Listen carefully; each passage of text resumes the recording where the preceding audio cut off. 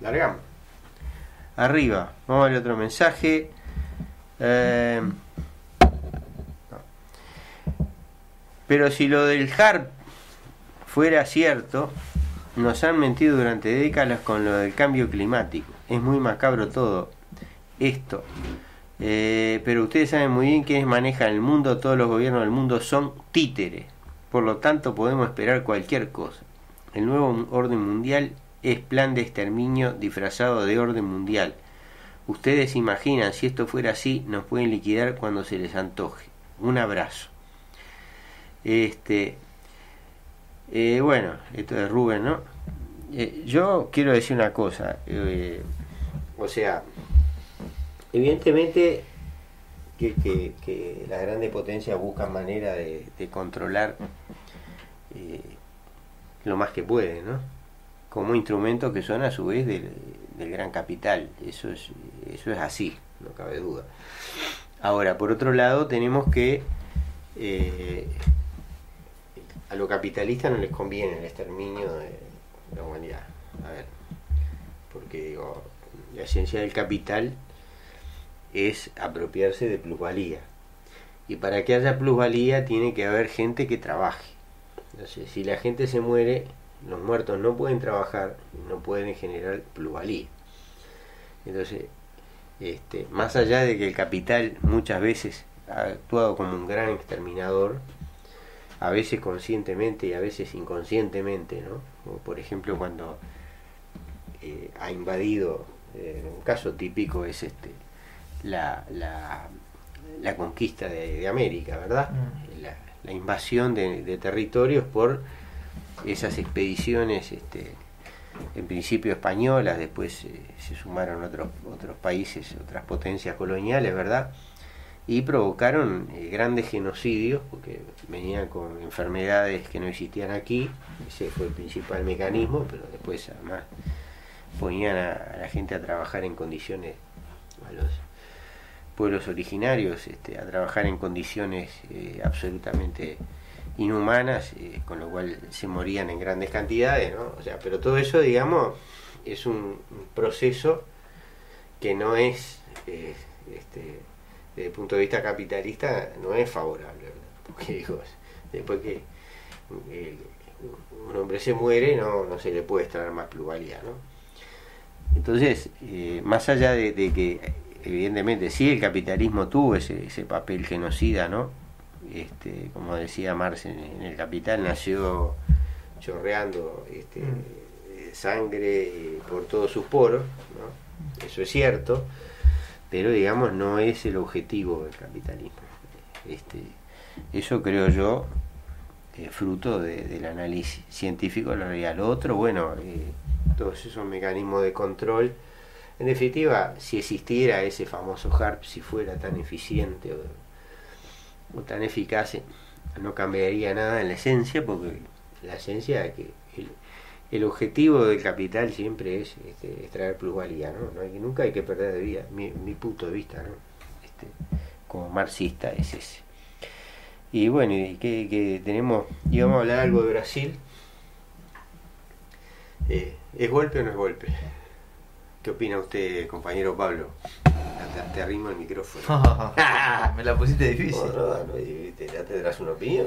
Y me parece a mí, digo, que esto es una síntesis de lo que está pasando en Brasil, ¿no? Porque el Partido de los Trabajadores, tanto Lula como Dilma, gobernaron con sectores de la burguesía y de corporaciones transnacionales, y bueno, y aquello trajo esto, ¿no? Con políticas sociales también, ¿no? No, pero es golpe o no es golpe, no me contestaste. Bueno, yo no soy jurista. A ver, yo lo he pensado bastante, ¿no? Porque es interesante, de todas maneras es una pregunta interesante, ¿no? O sea, yo coincido con lo que tú decís, ¿no? Ahora, ¿cuál es el argumento de los que dicen que es golpe? Bueno, el argumento de los que dicen que es golpe es que el crimen, entre comillas, por el cual se está el Parlamento brasilero, ¿verdad? Primero la Cámara de Diputados, ahora en estos días va a ser la Cámara de Senadores, juzga, entre comillas también, a Dilma, es una transposición de de la publicidad de las cuentas fiscales. O sea, básicamente el Estado le pidió prestado a determinados bancos públicos para cubrir una parte del déficit fiscal y al final hacer aparecer como que había menos déficit del que realmente había, ¿no?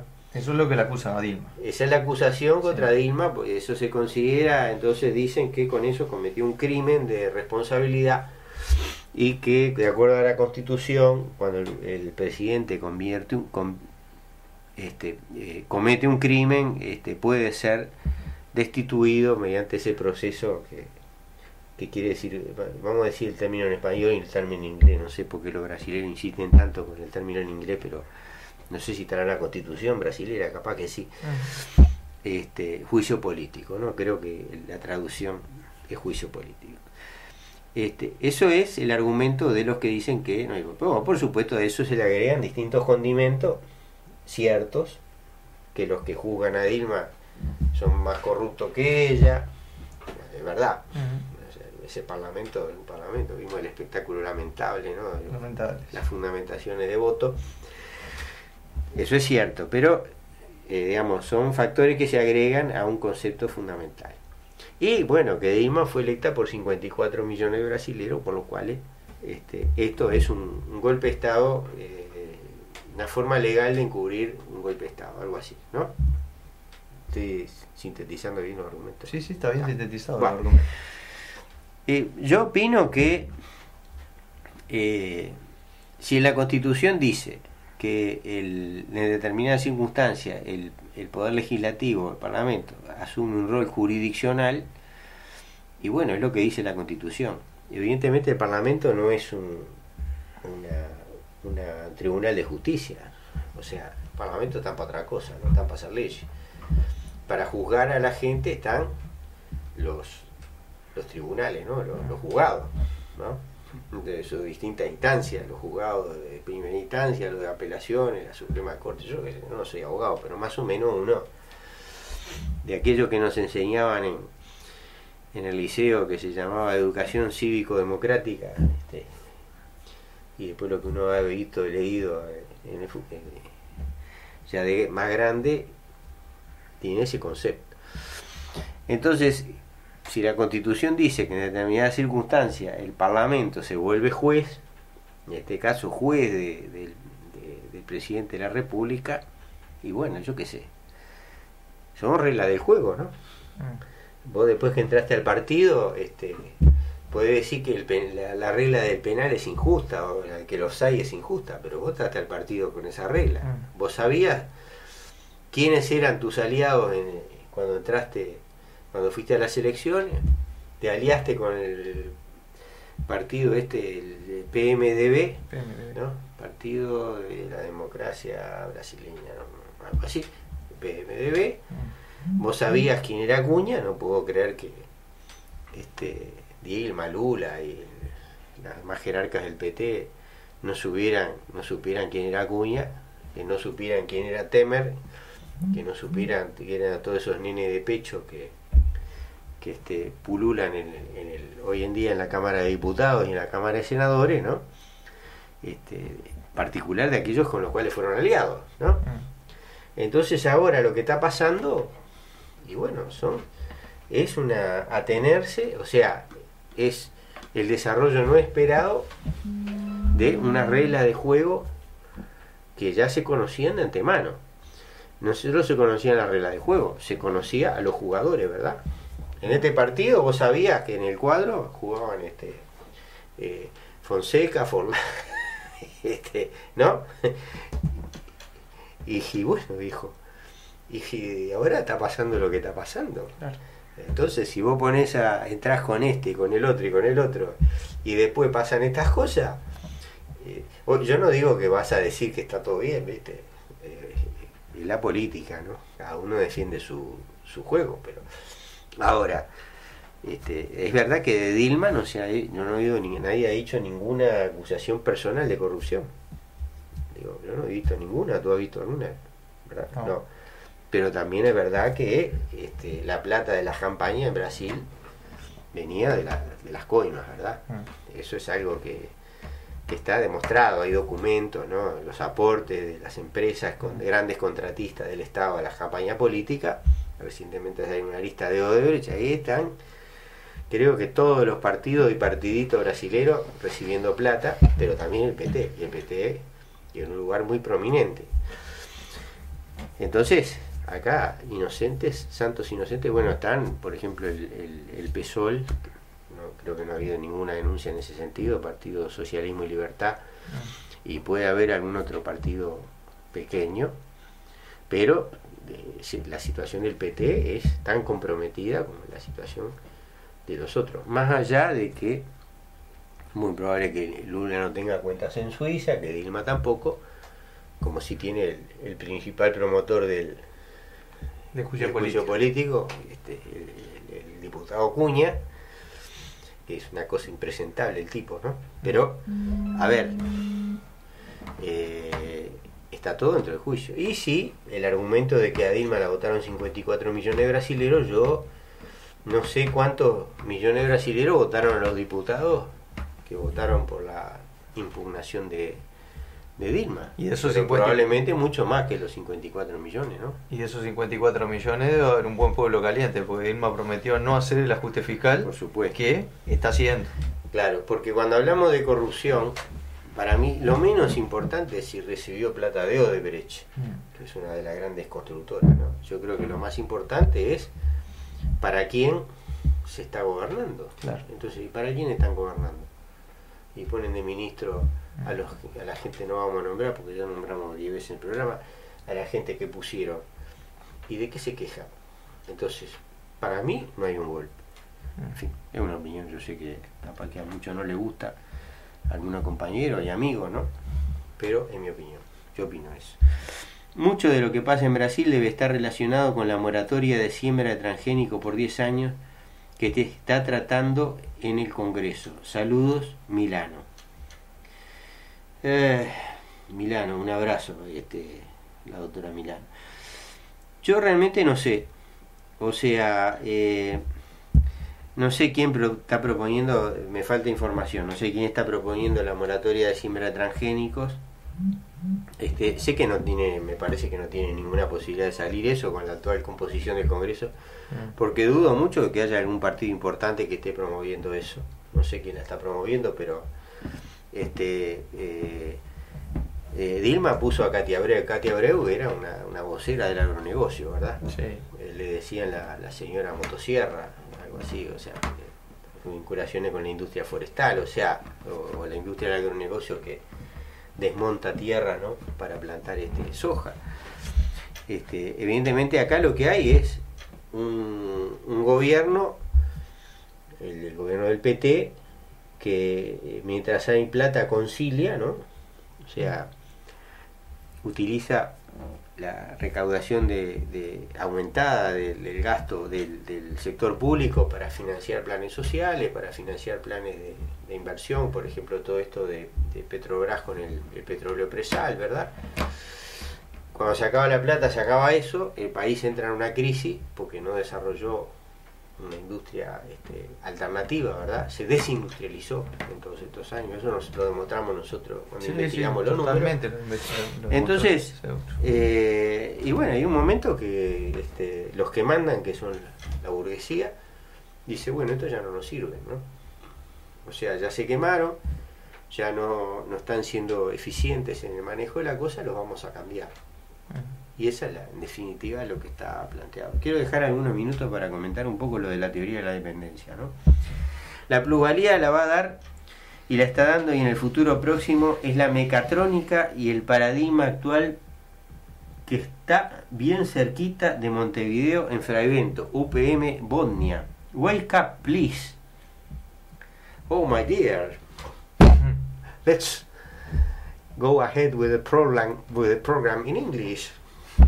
What do you think, Pablo? ¿Qué es lo que pienso? Bueno, vamos a volver al español. Sí. Perdonen, la mecatrónica. No sé lo que es la mecatrónica, pero me lo imagino, pero no sé. La plusvalía, UPM y Bosnia obtienen unas grandes ganancias que son fruto en una medida mayoritaria de una cosa que se llama renta de la tierra, ¿verdad? La renta de la tierra es una plusvalía extraordinaria que tienen determinados sectores que son propietarios de bienes escasos, como la tierra, como las minas, como los campos de petróleo, ¿no? Y se apropian de una plusvalía extraordinaria. Ahora, la plusvalía, o sea, el valor de cambio, ¿no? Que se materializa en la forma de o su expresión, digamos, numérica es el dinero, pero que se materializa en las mercancías, ¿no? En el conjunto de mercancías que se producen. El valor tiene una única fuente, que es el trabajo humano. Si no hay trabajo humano, no hay valor, ¿eh? Yo tengo una fábrica con 7 millones de robots, pero si no hay trabajo humano, no se genera valor, ¿eh? Pues los robots solos no funcionan. Y aunque sea posible imaginar una fábrica, ¿no? Solo con robots, alguien tiene que fabricar esos robots, ¿verdad? Hasta que no aparezca la posibilidad de un mundo que funcione exclusivamente en base a robots, que decidan, bueno, sacarnos a nosotros los bichos de los patas y decir nos quedamos nosotros. Yo por ahora no lo veo, ¿no? Eso siempre fue así y va a seguir siendo así, ¿verdad? Así que el único que genera valor es el trabajo humano. Eso pensamos nosotros, ¿no? ¿Estamos de acuerdo, Pablo? Totalmente de acuerdo. Estamos de acuerdo. Muy bien. Así que todo lo del paradigma y la mecatrónica, ¿viste? Yo respeto mucho, pero no comparto. Muy bien. Teoría de la dependencia. Por lo menos vamos a tratar de decir sintéticamente en qué consiste la teoría de la dependencia, ¿no? Voy a tratar de... el tema no es sencillo, yo he leído el tema del asunto, pero no vine preparado en el programa, así que después lo voy a revisar por si se me escapa alguna pifia, la vamos a corregir, ¿no? Pero vamos a tratar de explicarlo. La teoría de la dependencia es una teoría que surge, yo diría, a mediados del siglo pasado, ¿no? Una serie de economistas que plantean que existen en el mundo países desarrollados y países subdesarrollados. Los países subdesarrollados, la esencia de la teoría de la dependencia sostiene que los países subdesarrollados, a través de un mecanismo que se conoce como intercambio desigual,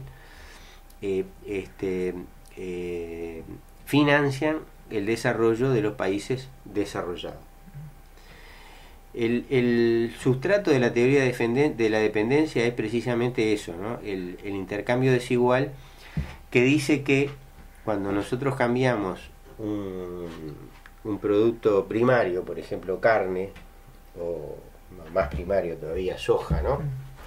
Por un televisor, ¿no? Nosotros le vendemos a China soja y los chinos nos venden autos y televisores. Nosotros hay una transferencia de valor, ¿no? Desde nosotros que vendemos soja hacia los chinos que nos venden televisores, ¿no? Ese, digamos, me atrevería a decir yo que es el núcleo central de la teoría de la dependencia. Hay autores famosos, yo voy a nombrar a alguno que me viene hacia la memoria, por ejemplo Rui Mauro Marini, bueno, hay un lote, ¿no? Ahora voy a seguir profundizando, diciendo porque me puedo equivocar. Un poco las venas abiertas de América Latina transita por ese camino, ¿verdad? Yo releí ahora algunos pedazos, no la releí toda. Y bueno, sobre esa base, digamos, nosotros somos subdesarrollados, ellos son subdesarrollados, y esa disparidad se va a mantener mientras se mantenga ese intercambio desigual, ¿no?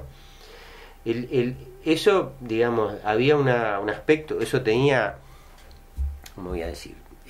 Parecía ser así, sobre todo en cierta época, cuando se empieza a producir un ciclo largo de precio de los commodities bajos, ¿no? En el cual la carne era muy barata, por ejemplo, la lana era muy barata, y lo que nosotros comprábamos era muy caro, ¿no? Me acuerdo que en aquellos años siempre se comparaba, ¿no? Bueno, no sé, por decir algo, en el 30 para comprar un tractor se precisaban X kilos de lana o X kilos de carne. Hoy se precisan X, Y más, ¿no? Y sucesivamente. Esa es la teoría de la dependencia. ¿Estamos de acuerdo con esa teoría de la dependencia o no? Yo, desde un punto de vista marxista, creo que la teoría de la dependencia no es correcta, ¿verdad? Por lo menos el tema del intercambio desigual no es correcto. Eso no quiere decir que no haya una transferencia de valor desde los países del sur hacia los países del norte, o sea, de los países subdesarrollados hacia los países desarrollados. Yo creo que sí la hay, pero no por el mecanismo de de transferencia de valor al intercambiar los bienes. Cuando nosotros producimos productos primarios, generalmente lo que hay es una transferencia en sentido contrario, o sea, hay una renta, ¿no?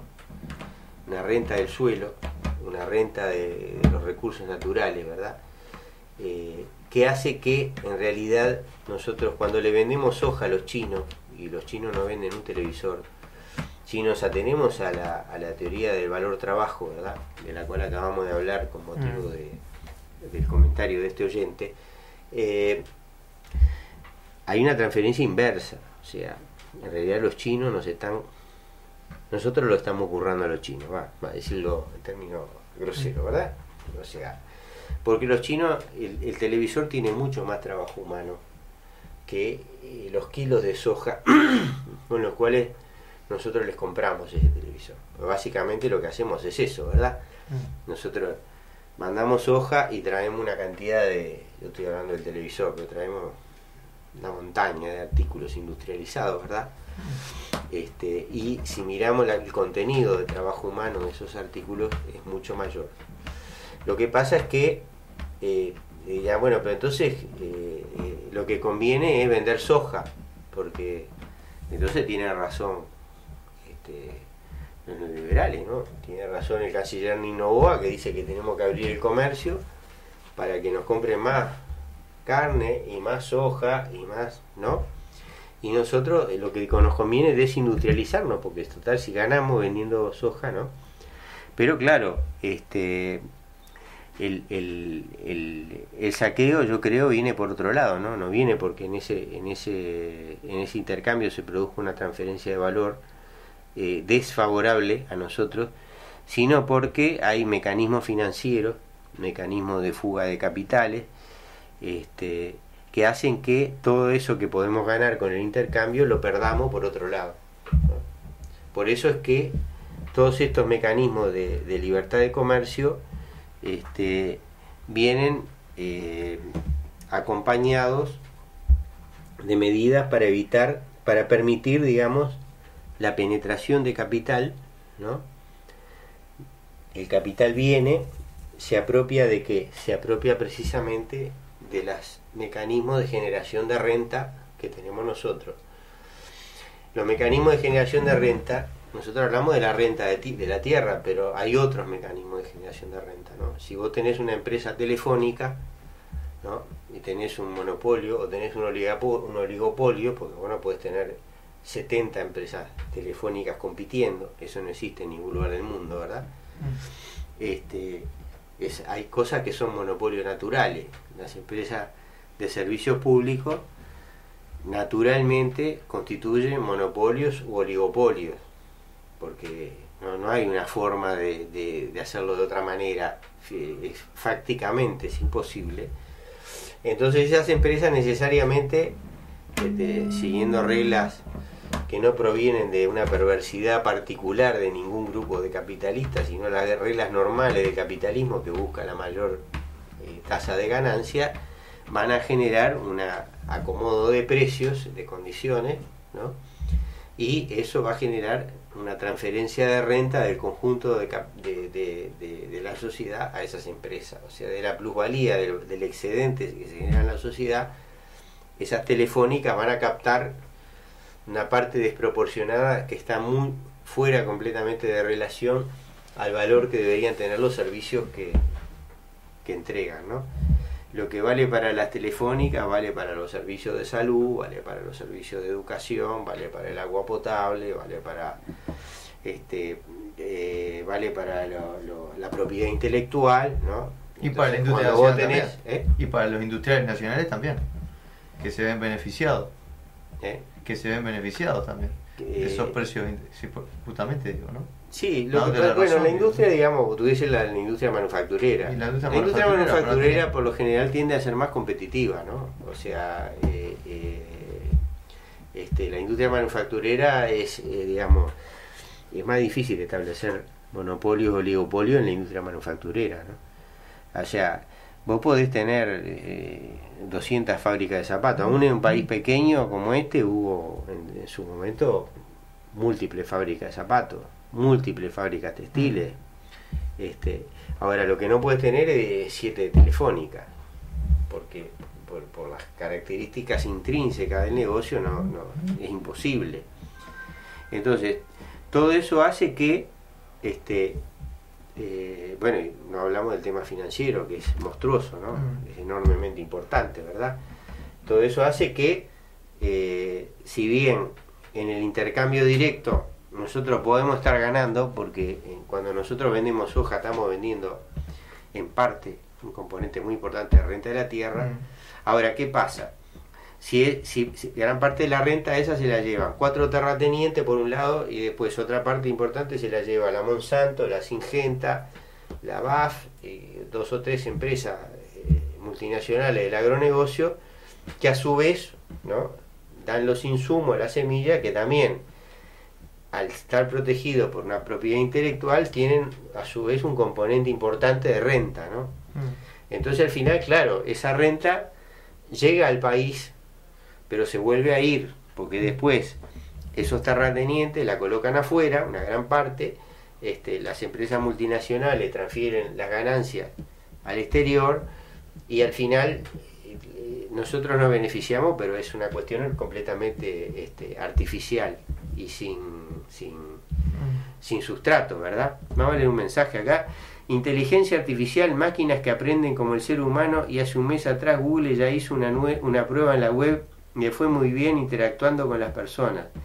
Así que a los robots los van a hacer los mismos robots. Bueno, este es un tema, algún día lo hablaremos, ¿no? La dejamos por ahí. ¿Cuánto queda, Bruno? 3 minutos. Evidentemente,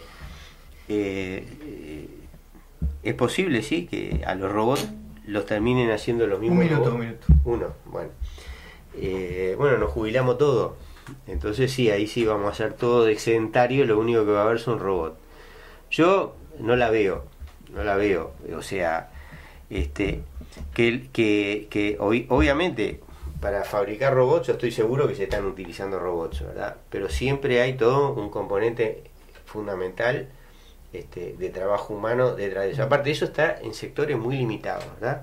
A ver así cómo se va a robotizar la educación, cómo se va a robotizar la salud. Otra. Bueno, se nos terminó el programa, querido oyente, nos escucharemos el lunes que viene.